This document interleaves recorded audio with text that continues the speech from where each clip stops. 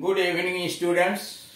इस वीडियो के माध्यम से जो 39 है, हम लोग अंग्रेजी स्वरों के उच्चारण pronunciation of English vowels AEIOU का शब्दों में जब प्रयोग किया जाता है, इंग्लिश वर्ड में जब ये आते हैं तो इनका प्रोनाउंसिएशन उच्चारण किस तरह से हिंदी में होता है, कैसे मात्रा लगाई जाती है, जिसके संबंध में इसके पहले वाले वीडियो के अंतर्गत बताया कि ए का उच्चारण आ भी होता है, ए भी होता है, ए भी होता है, ए भी होता है। उसी प्रकार से ई का तो विभिन्न जगहों पर ई जब आता है तो उसके उच्चारण कहीं छोटी ई होता है, कहीं बड़ी ई होता है, विभिन्न प्रकार के होते हैं। यहाँ कुछ विशिष्ट बात यह है कि ई अगर बाद में आया है, ई अपनी कोई ध्वनि नहीं होती, अकेले इसकी कोई ध्वनि नहीं होती, किसी न किसी के साथ यह मिला होता है। अकेले इसका है तो ई का कोई अपनी ध्वनि नहीं है। यदि किसी शब्द के अंत में ई आए, जैसे मान लीजिए ट्यून, तो टी का मतलब ट, आयु का मतलब यू लगा दिया, ट्यू, यू का यू हो गया, और नो फिर ई कहाँ गया, यन का मतलब नो, मतलब ई का कोई ध्वनि नहीं हुआ। कारण यदि किसी शब्द के अंत में ई आए तो उसका अपना कोई उच्चारण नहीं होता, अपना कोई ध्वनि नहीं होता है। और उससे पहले आए एक या एक से अधिक व्यंजनों, ध्यान दीजिएगा, ई के पहले आए हुए एक या एक से अधिक जो कॉन्सोनेंट्स हैं, जो व्यंजन हैं, को छोड़कर जो अन्य स्वर होता है, वावेल होता है, यानी इसके पहले जो एक या दो कॉन्सोनेंट व्यंजन आए उसको छोड़कर अन्य कोई स्वर वावेल आया, उसका उच्चारण लंबा हो जाता है। फिर ध्यान दीजिएगा, कह रहा है कि यदि किसी शब्द के अंत में ई आए तो उसका अपना कोई उच्चारण नहीं होता है, और उससे पहले आए एक या एक से अधिक व्यंजनों को छोड़कर जो अन्य स्वर यानी वावेल होता है उसका उच्चारण लंबा हो जाता है। नीचे पूर्ववर्ती स्वर AIOU के साथ अंतिम स्वर ई के प्रयोग के उदाहरण दिए गए हैं, यानी अलग अलग ए आए, ई आई आए, ओ आए और यू आए, और अंत में शब्द के अंत में ई आए, तो इनका उच्चारण कैसे करते हैं, कैसे उच्चारण लंबा हो जाता है। ए है पहला, यदि पूर्ववर्ती स्वर ए का उच्चारण ए होता है, कहा यदि पूर्ववर्ती स्वर ए का उच्चारण ए होता है और ई का अपना कोई उच्चारण नहीं होता है, कह रहा है ई अंत में आया शब्द का, उसका अपना कोई उच्चारण नहीं है, लेकिन उसके पहले जो ए आया है उसका उच्चारण ए है। तो कैसे, जैसे यस, यच, ए, यम, ई, यहाँ ए का उच्चारण ए है सेम, लेकिन ई का कोई उच्चारण नहीं है। और ए का उच्चारण देख रहे हैं कैसे हो रहा कि उसका उच्चारण लंबा, सेम करना, सेम मतलब उसको थोड़ा दीर्घ में, लज्जा, यन, ए, यम, ई, नेम, उच्चारण लंबा हो रहा है, नेम। आप जैसे यन ए टी कहते हैं तो नेट कहते हैं, लेकिन ये आ रहा था नेम, यन ए यम ई, नेम, नाम, यल ए यम ई, लेम, लंगड़ा, यल ए यम ई, लेम, लंगड़ा, सेम, यस ए यम ई, सेम, वही, यस ए यम ई, सेम, वही। या ए की मात्रा ए है, ई का कोई उच्चारण नहीं है, लेकिन ए वाला लंबा उच्चारण सेम ऐसे कहते हैं। अब आइए बी पर, यदि पूर्ववर्ती स्वर आई हो, मतलब बाद में ई आया हो और उसके पहले कॉन्सोनेंट हो, उसके पहले आई आ गया हो, तो आई का उच्चारण आई होता है और अंतिम ई का अपना कोई उच्चारण नहीं होता। करा किसी स्वर में अंतिम में ई आया हो, उसके पहले कंसोनेंट और उसके पहले आई आया हो, तो आई का उच्चारण आई होता है। जैसे वाइफ, WIFE, वाइफ, तो डब्ल्यू से हो गया वो, और आई का हो गया आई, तो वह में आई जोड़ दिया तो वाई, और एफ का फॉर, ई का कोई उच्चारण नहीं है, कोई ध्वनि नहीं है, वाई पत्नी।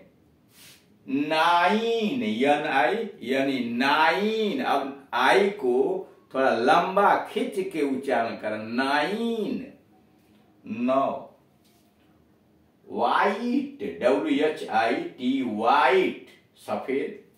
LINE, लाइन, LINE, लाइन, लकीर, लाइन मतलब लकीर।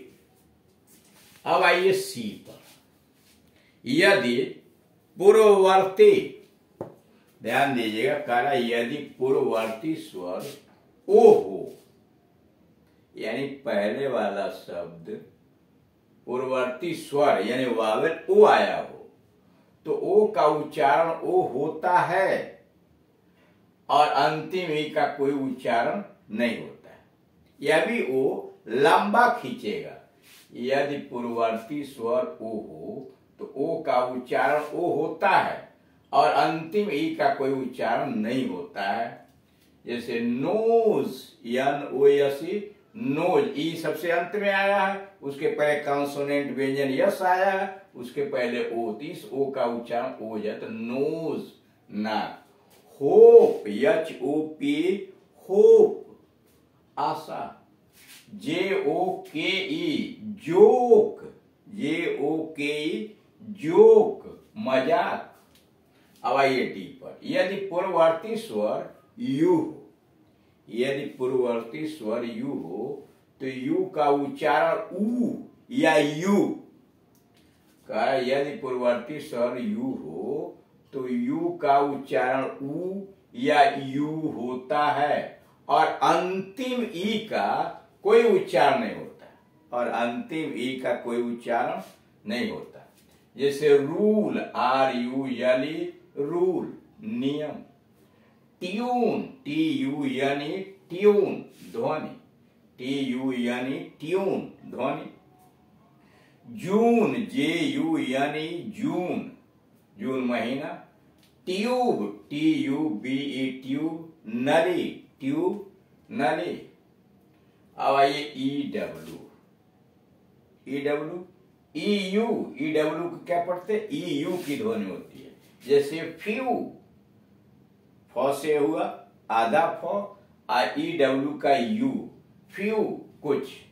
स्यू, SEW, स्यू, स्यू का मतलब सीना, कोई चीज सीना। New, NEW, new, NEW, new, new का मतलब नया। वैसे DEW, ड्यू, ओस, DUW, ड्यू, ओस। तो इस तरह से आपने यह देखा इस चैप्टर के अंतर्गत कि ये जो उच्चारण स्वरों के हो रहे हैं उनके विभिन्न नियम हैं, और अगर हम उसको नहीं समझेंगे, अच्छी तरह से नहीं जानते हैं, तो यह निश्चित है कि हम उसका उच्चारण सही तरीके से नहीं करेंगे, और अगर सही तरीके से उच्चारण नहीं करेंगे तो सामने वाले हमारे उच्चारण को देखकर जो हम कहना चाहते हैं, जो हम समझाना चाहते हैं, उसके बजाय वह दूसरी बात समझ सकता है, उल्टा समझ सकता है। तो इसलिए यह आवश्यक हो जाता है इंग्लिश के अंतर्गत कि आप फ्लुएंटली स्पीकिंग इंग्लिश स्पीकिंग चाहते हैं, धारा प्रवाह अंग्रेजी बोलना चाहते हैं, तो सारे विधाओं का ज्ञान आपके पास होना चाहिए। शब्दों का भंडार, फ्रेजेस, वाक्यांशों का, विभिन्न प्रकार के सेंटेंसेस का, शार्ट स्पीचेस, छोटे छोटे, ग्रीटिंग्स कैसे किया जाता है, शार्ट फॉर्म रिलेशन से संबंधी ग्रैंडपा, ग्रैंडमा, ऐसे कैसे किया जाता है, शिष्टाचार के सेंटेंसेस को कहां से यूज करें, उसको कलेक्शन करें, एक्सक्लेमेटरी सेंटेंसेस कैसे बनाया जाए, यानी कैसे से आप अत्यधिक सुख, दुख, आश्चर्य इत्यादि की अभिव्यक्ति कर। किस प्रकार से इंपरेटिव सेंटेंसेस का निर्माण करें और विभिन्न प्रकार के जो टेंसेज हैं जिनके द्वारा आप डायरेक्ट और इनडायरेक्ट क्वेश्चन बनाते हैं, तो वह क्वेश्चन आप कैसे बनाएंगे, उस क्वेश्चन के माध्यम से अपने पार्टनर से आप कैसे प्रश्न पूछेंगे, सामने वाला उसका जवाब देगा, उसको आप कैसे समझेंगे कि ये सही है, और वह जब आपसे प्रश्न पूछता है आप उसका उत्तर किस प्रकार से देंगे। ये सारी चीजें आपके पास होनी चाहिए और ये सारे कलेक्शन आपके पास हैं, शब्दों का भंडार, वाक्यों का भंडार। तो सबसे जरूरी यह हो जाता है कि जो शब्द आप जानते हैं, जो फ्रेजेज आप जानते हैं या जो सेंटेंसेस जानते हैं, तो उसमें यह भी तो होना चाहिए कि आप उसका प्रोनाउंसिएशन, उसका उच्चारण सटीक करें, सही करें। अगर प्रोनाउंसिएशन गलत होगा तो सब कुछ भंडार होने के बावजूद भी जो हम कहना चाहते हैं, जो हम बात समझाना चाहते हैं, वो नहीं समझा पाएंगे और सामने वाला ये समझ लेगा कि हम इंग्लिश भाषा के ऊपर हमारा नियंत्रण नहीं है, हम उतने कुशल नहीं है। वो समझ जाएगा कि यह व्यक्ति विदेशी है और यह फर्राटेदार अंग्रेजी नहीं बोल सकता, इसका प्रोनाउंसिएशन ज्यादा गलत है। इसलिए आपसे ये उम्मीद की जाती है कि इन सारे विधाओं को, इवन सभी टेंसेस को आप दिमाग में बैठा लीजिए, उनका प्रैक्टिस कीजिए।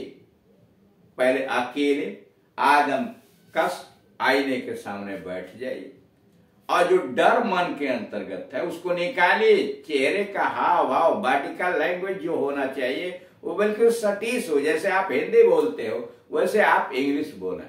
और फिर आप किसी का चुनाव कीजिए, आपका भाई बहन पार्टनर कुछ भी होगा, जिसके साथ कम्युनिकेशन करें आप उसके साथ स्पीक करें, प्रश्न पूछे, प्रश्न जवाब। और तब विभिन्न अवसरों में धीरे धीरे जब डर निकल जाएगा और आप अपने मित्र या घनिष्ठ व्यक्ति के साथ बात कर लेंगे, तब थोड़ा दूसरे व्यक्ति से, अजानबी व्यक्ति से बात करके अपने मन के डर को निकालने का प्रयास कीजिए और धीरे धीरे हम जानते हैं कि कुशलता की तरफ आप बढ़ते चले जाएंगे और एक न एक दिन आप धारा प्रवाह अंग्रेजी बोलेंगे।